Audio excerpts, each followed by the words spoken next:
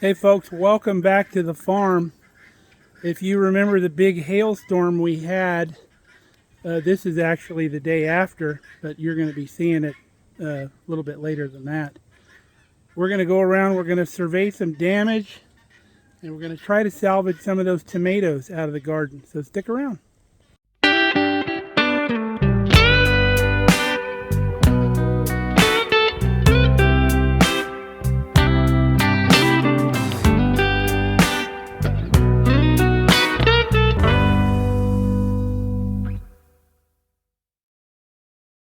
So the first thing we saw even during the storm yesterday was this big limb flew out of the tree up here. It came down and hit my old laundry hanger post down here. Bent it all crazy, knocked all of my wind chimes off down here on the ground. Hopefully they're not broke.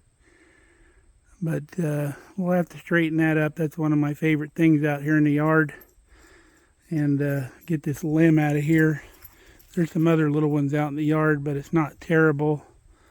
So let's work our way out to the garden, see what's going on out there. Showed you a little bit in the last video. You can see the pepper plants got tore up pretty bad over here. And that's what it does to the peppers. A lot of these bell peppers are going to be bruised up. Some of them may be salvageable. We'll check them out because come Saturday, all this out here is going to be dead. Even the tomatoes, they'll be burnt back. We're getting a frost, I think Friday night, Saturday. So Saturday afternoon, this will all be wilted down dead. I want to go down here and check out the jalapenos because I didn't pick any green jalapenos yesterday. See, we had some pretty nice bell pepper specimens out here. So I think Kelly's going to try to harvest some. But let's look at our green jalapenos. Looks like we can salvage some of them, so that's good. The habaneros, the green ones, I don't have much use for green habaneros, but there's not a lot of them in there. So let's go try to look at the tomatoes. The rain has brought some more weeds we need to get in here and take care of before they go to seed. But pretty good withdrawal from the weed seed bank out here. Got quite a few sprouts. So, cherry tomatoes. Looks like we're going to be able to get some out of here. That one's in pretty good shape. Very sweet. The sweet potatoes got really beat down, but I don't think it's going to hurt anything. The potatoes are underground, and they're about to the end of their life anyway because they would have burnt Saturday as well. The determinate vines on this end are pretty much at the end of their lifespan. Hi guineas, you coming to visit? Quiet on the set over there. But we might be able to get a couple slicers that are still viable in here, but we'll see. But I know we can get some cherry tomatoes for a recipe I want to do for you guys. What I'm finding is literally overnight with all that rain, the tomatoes are already splitting and bursting at the seams, which happen whenever you get lots of rain. But the ones that were ripe and ready to go split wide open. All right, finding so many splits out here. But we did give enough to do what we want to do. We got our little bucket here full. All right, now we're going to go see if we can rescue some of these jalapenos. As I'm picking, I'm just pulling the plants up because they're a lot easier to pick. Jalapenos like to hide underneath the leaves, and they're going to be dead in a couple days anyway. All right, we got two of the big bushel baskets. Well, they're not the largest bushel baskets, kind of the medium size, full of jalapeno peppers. And that's only 6 plants, 6-pack from the garden center. So if you're wondering how many plants to plant, that'll tell you how many to get. And that's not even the ones we left out there because they were damaged or too small to worry about. So there we go. We're going to get these inside the house, get them in our fridge down in the basement because they like to be cool, so we can deal with the tomatoes. The neighbor's corn here next to the house got all laid down. That's why I'm wondering if something a little stronger than a dirt devil come through here yesterday. This is all flat out here. The grass liked all the rain though. It perked right up. It was almost turning brown a month ago. Got our jalapenos downstairs, so we've been working on our tomatoes. These are our beautiful Sweet 100 cherry tomatoes. We've got all the stems removed and we've got them washed. And what we're going to be making is a tomato tart with these. So the next process is we're going to get a knife out. We're going to take every one of our cherry tomatoes and we're going to cut the bottom and the top off of it, just leaving the center section. And we're going to lay them out on a cookie sheet lined with parchment. Alright, we've got all our cherry tomatoes sliced up. You don't have to use cherries. You can use regular tomatoes and just slice them about a 1/4 inch thick or so, and then lay them all over a cookie sheet just like this.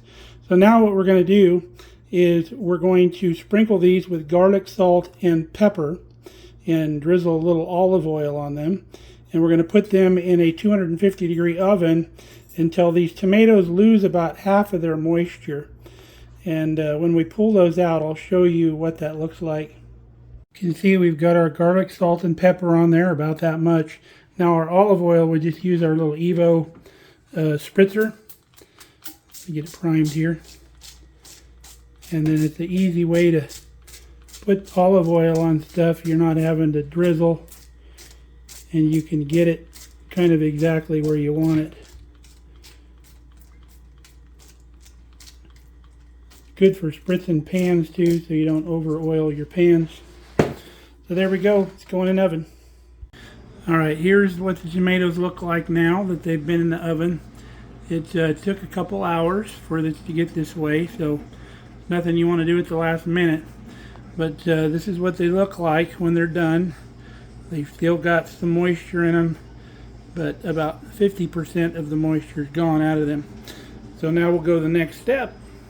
Alright, we've raised our oven temperature now. It's going to be 400 degrees. And then get kind of a spatula, get all your tomatoes together here on the tray. And then kind of take the sharp edge and kind of break them up a little bit. About like that.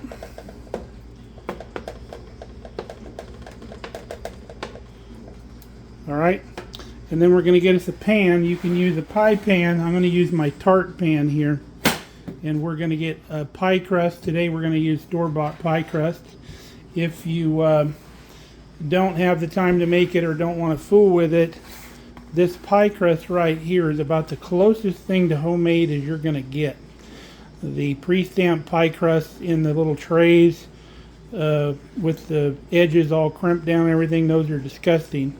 But these get really nice and flaky, really close to a homemade pie crust. And they come in rolls. There's 2 rolls in this box. So we're going to get one out. Now these pie crusts, you can find them in the store in your cooler section. They come in the fridge. You need to keep them refrigerated or frozen. They need to come to room temperature before you unroll them. If they've been sitting in the fridge, you can put them in the microwave for about 15 seconds or so and they will loosen up. Or if they've been frozen, you need to leave them out for about 90 minutes on the counter and they'll be fine.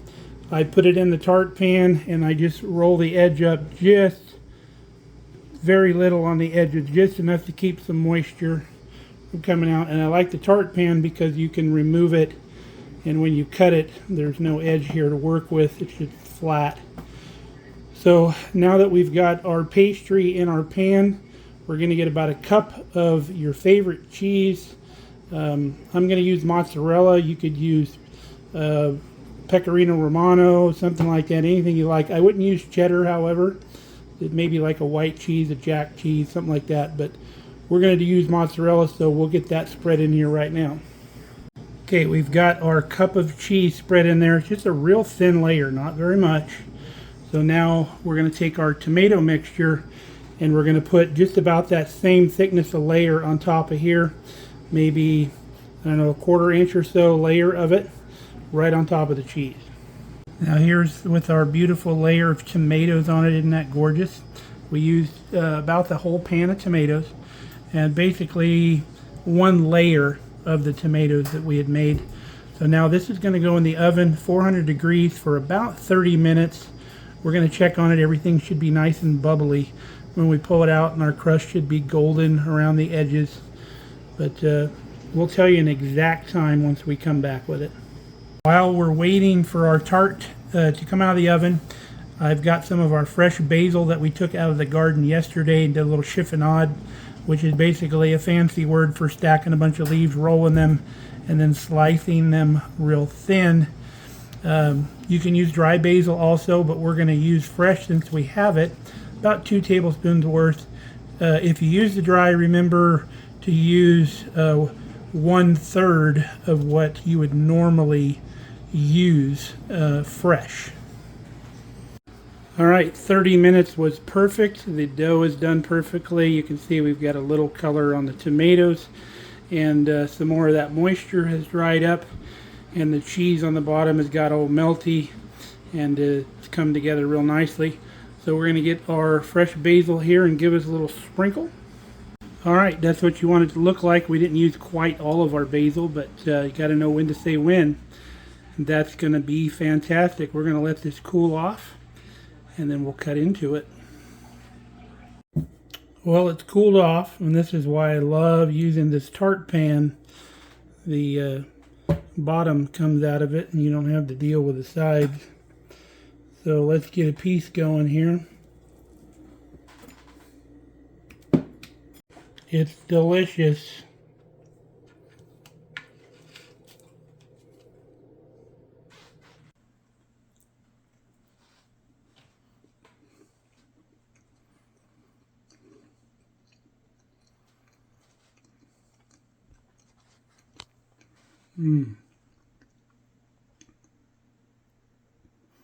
Boy, that's everything I love about summer in one dish. So good. That tomato flavor just explodes. Got that really tender, flaky crust, that fresh basil. Just amazing. Well, folks, there you go. Another fantastic recipe we're bringing to you. That would be good as a snack or as a meal. You could throw a piece of that in your lunchbox. Whatever you wanted to do with it would be fantastic. You could make it your own. You could put other things on it if you want, other vegetables and such. So we hope you try this. I think you're really going to enjoy it. I got to give Mom credit for it. This is one of her recipes that I fell in love with back in the day. So we wanted to thank you guys too. We just went over 8,000 subscribers, and without you all, we could not get out as far as we are right now with people and getting the videos out, letting people know how to do things the old way. And we really thank you guys for that. So until next time, stay safe, stay healthy. We love you guys. Come back and see us here at Markelly Farm.